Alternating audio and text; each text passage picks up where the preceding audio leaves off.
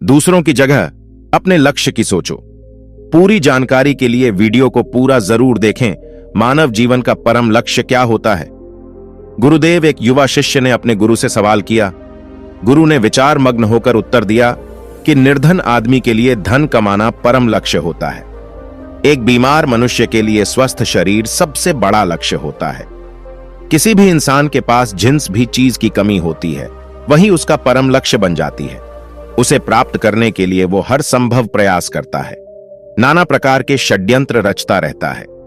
उस वस्तु की कमी को पूरा करने के लिए भरपूर मेहनत भी करता है, लेकिन जब वो अपने लक्ष्य को प्राप्त कर लेता है तो उसकी उसमें से रुचि खत्म हो जाती है, उसका रस खत्म हो जाता है। एक लक्ष्यों की प्राप्ति से मन का भराव कभी नहीं हो सकता। मानव जीवन का परम लक्ष्य मन पर नियंत्रण होना चाहिए, क्योंकि मनुष्य का मन ही उसे असीम शांति की तरफ ले जा सकता है और कोई रास्ता नहीं है। आप चाहे जीवन में कुछ भी हासिल कर लो, लेकिन उन चीजों से मन का भराव कभी नहीं होगा। मन ही हमारे अंदर अशांति पैदा करता है। अगर उस मन को समझ लिया जाए, उसे अपने नियंत्रण में कर लिया जाए, तो वो हमें कभी भी अशांत नहीं कर पाएगा। वो अशांति इसीलिए पैदा कर पाता है क्योंकि हम अपने मन को समझने का प्रयास नहीं करते। मन को समझने का काम एक दिन में नहीं हो सकता है। धीरे धीरे अभ्यास के साथ मन की चाल पकड़ में आने लगती है। अपने मन पर नियंत्रण पाने के बाद तुम किसी भी चीज को, किसी भी वस्तु को या फिर किसी भी सांसारिक लक्ष्य को बड़ी आसानी के साथ प्राप्त कर सकते हो। किसी भी लक्ष्य को प्राप्त करने के लिए मेहनत करनी पड़ती है, लेकिन मेहनत करने का मन नहीं करता है। यह मन ही होता है जो हमें अपने लक्ष्य की ओर आगे नहीं बढ़ने देता, उसमें से रुचि खत्म कर देता है। शिष्य ने गुरु से दूसरा सवाल पूछा। गुरुदेव, दुनिया में सबसे बड़ा कर्म कौन सा कहलाता है? गुरुदेव ने बड़े शांत स्वर में उत्तर दिया कि बिना लक्ष्य का कर्म ही असली कर्म होता है। अमूमन हम जब भी कर्म करते हैं तो उसके पीछे कुछ ना कुछ लालच जुड़ा होता है, कुछ ना कुछ पाने की अभिलाषा होती है, और वही लालच, वही अभिलाषा उस कर्म को निष्कर्म बना देती है। अगर तुम बिना कोई उम्मीद लगाए सिर्फ कर्म करते रहोगे तो तुम्हारे कर्म में ही तुम्हें सहारा रस मिलने लगेगा। जिस प्रकार असली आनंद सफर का होता है, ना कि मंजिल का, उसी प्रकार असली आनंद कर्म का होता है, ना कि लक्ष्य प्राप्त करने का।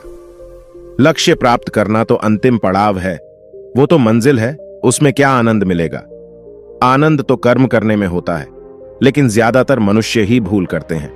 किसी भी कर्म को करने से पहले वो अपना लक्ष्य सुनिश्चित कर लेते हैं, और यही उनकी सबसे बड़ी भूल होती है, क्योंकि लक्ष्य सुनिश्चित करने के बाद उनका ध्यान सिर्फ लक्ष्य पर लगा रहता है। कर्म करने पे से ही उनका ध्यान हट जाता है। बिना लक्ष्य को सुनिश्चित किए हुए कोई कर्म करेगा ही क्यों? गुरुदेव, क्योंकि जब मनुष्य अपना लक्ष्य निर्धारित करता है उसी के अनुसार तो कर्म करता है। अगर वो अपना लक्ष्य ही सुनिश्चित नहीं करेगा तो उसे फिर कर्म करने की आवश्यकता ही क्या है? गुरुदेव ने बड़ा ही अद्भुत उत्तर देते हुए जवाब दिया कि मान लो तुमने कोई लक्ष्य सुनिश्चित किया, उसके अनुसार कर्म भी किए और फिर वो लक्ष्य भी प्राप्त कर लिया, लेकिन लक्ष्य प्राप्त होने के बाद तुम क्या करोगे? लक्ष्य प्राप्त होना कोई अंत तो है नहीं, जीवन तो उसके बाद भी होता है, तो उसके बाद के जीवन में तुम क्या करोगे? लक्ष्य को प्राप्त हो चुका, अब यहां तो तुम्हें मर जाना चाहिए या फिर कोई दूसरा लक्ष्य ढूंढना चाहिए, क्योंकि अब करने के लिए कुछ बचा नहीं है। तुम अंतिम पड़ाव पर पहुंच चुके हो।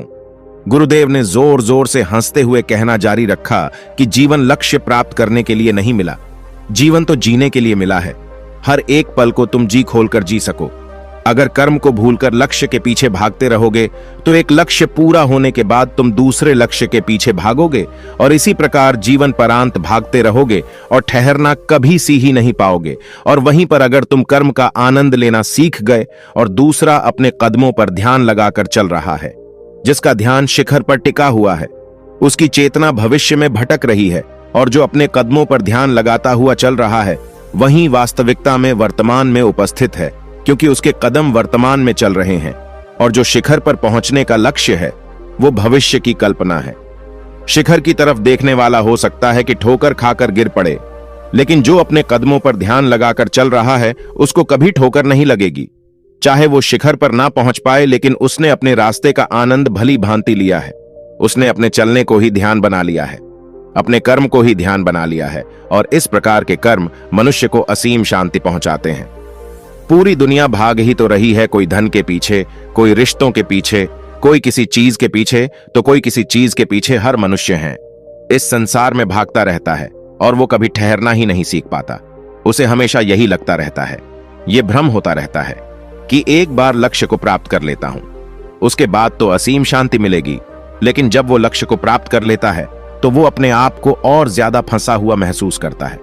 आनंद और शांति तो दूर की बात रही, लक्ष्य को प्राप्त करने के बाद उसकी चिंताएं, उसकी जिम्मेदारियां और ज्यादा बढ़ जाती हैं।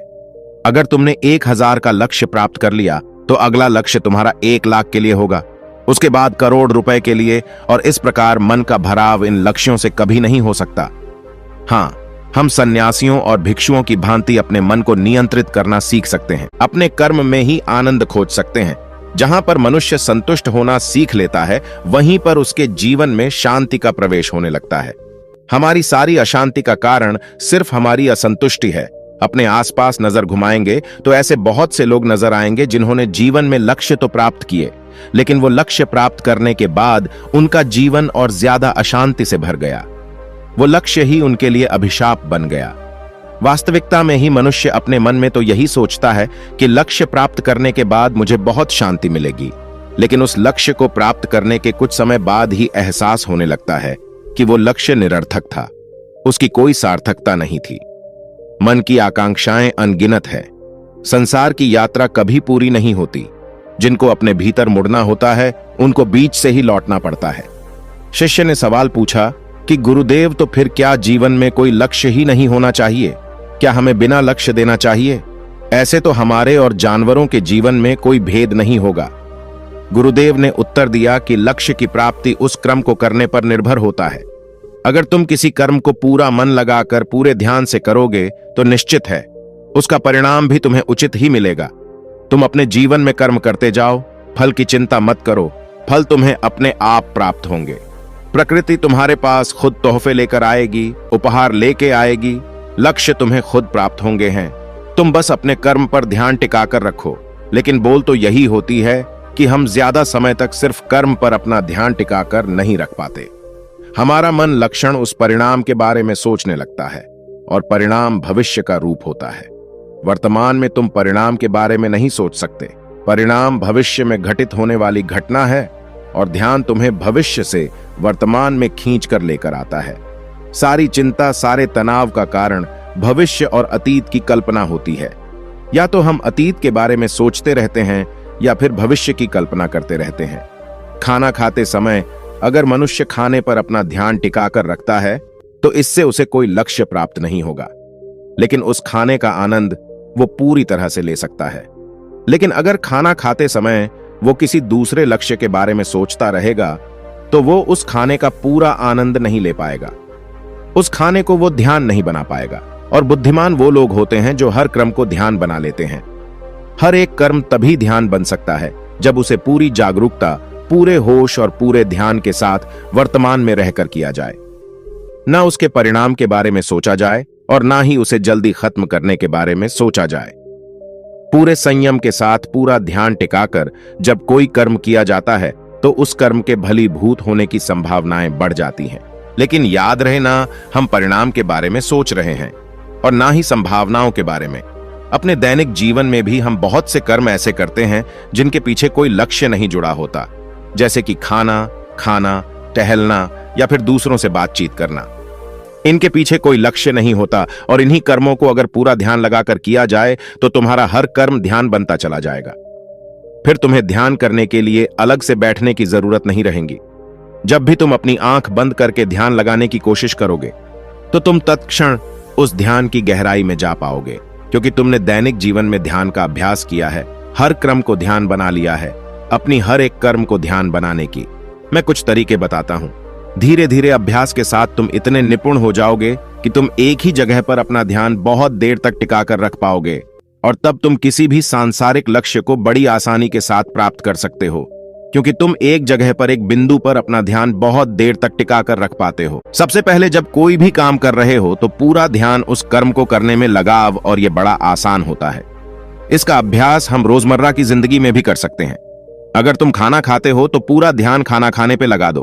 खाना खाते समय अगर कोई विचार आ रहा है तो फिर से अपना ध्यान खाना खाने पर लेकर आओ। रोटी को चबा रही हो तो चबाने पर ध्यान लगाओ। अगर पानी पी रहे हो तो उस पीने पर ध्यान केंद्रित करो। शुरुआत में थोड़ी समस्याएं आएंगी, आप विचारों में भटक जाएंगे, आपको खुद ध्यान नहीं रहेगा, लेकिन तब भी ध्यान आए, अपने ध्यान को खींचकर वापस वहीं पर लेकर आओ और धीरे धीरे अभ्यास के साथ आप विचार सुने होते जाएंगे। अभी तो खाना खाते समय तुम कुछ और सोच रहे होते हो, तुम्हारा शरीर वहां पर होता है, लेकिन तुम्हारा मन कहीं और भटक रहा होता है। वो भविष्य की कल्पना कर रहा होता है या अतीत की यादों में खोया रहता है। लेकिन जब धीरे धीरे समय के साथ कर्म पर ध्यान टिकाना शुरू हो जाएगा तो तुम्हारे मन का दर्पण एकदम साफ हो जाएगा। उसके ऊपर विचारों का कीचड़ नहीं रहेगा, वो बिल्कुल स्पष्ट नजर आएगा। और जब मन साफ हो जाता है तो उसमें आनंद की झलकियां आने लगती हैं। तब हमें पता चलता है कि जीवन का आनंद क्या है, जीवन का रस क्या है। जीवन का रस विचारों में डूबे रहना नहीं है, विचारों से मुक्त होकर, विचार शून्य होकर जीवन जीना है। विचार शून्य होकर रस लेना है, विचार शून्य होकर आनंद को महसूस करना है। जीवन में तनाव का सबसे बड़ा कारण होता है विचारों से भरे रहना, निरर्थक बातों के बारे में सोचना जिनसे निरर्थक भावनाएं पैदा होती है, जैसे कि चलन, गुस्सा, और यही सारी चीजें अशांति का सबसे बड़ा कारण होती है। इसीलिए अगर इन भावनाओं को पैदा होने से रोकना है तो हमें यह देखना होगा कि इन भावनाओं के पीछे विचार कौन से हैं। विचारों से मुक्त होकर अभ्यास करना ध्यान रहे। विचारों को जबरदस्ती नहीं रोकना है, बस उन्हें देखते रहना है, और देखते देखते वो विचार अपने आप मिटने लग जाएंगे। और धीरे धीरे विचारों की सत्ता तभी तक होती है जब तक वो हमें दिखाई नहीं पड़ते। एक बार विचार दिखाई पड़ने लग जाए तो सारे विचार गायब होने लग जाते हैं और पीछे छूट जाता है। एक बड़ा शिष्य आनंद का स्रोत है, जिसे सुनने को अनुभव करने के लिए नाना प्रकार के साधु संत सन्यासी पूरी उम्र, पूरी जिंदगी ध्यान करते रहते हैं। वहीं सुनने हम एक ग्रस्त जीवन में जीते हुए प्राप्त करना होता है, और वो तभी प्राप्त हो सकता है जब हम अपने विचारों को देखना शुरू करें और देखते देखते विचार मिटने लग जाए। ये कहकर गुरु ने शिष्य की पीठ थपथपाते हुए कहा कि ध्यान करने से ही हम अपने विचारों को समझ पाते हैं। इसीलिए अपने जीवन में ध्यान करने की आदत पालो। रोज ध्यान करो, चाहे थोड़ी देर के लिए ही सही, और तुम अपने जीवन में बड़े बदलाव महसूस कर पाओगे। जीवन को लेकर तुम्हारी समझ अपने आप बढ़ने लगेगी।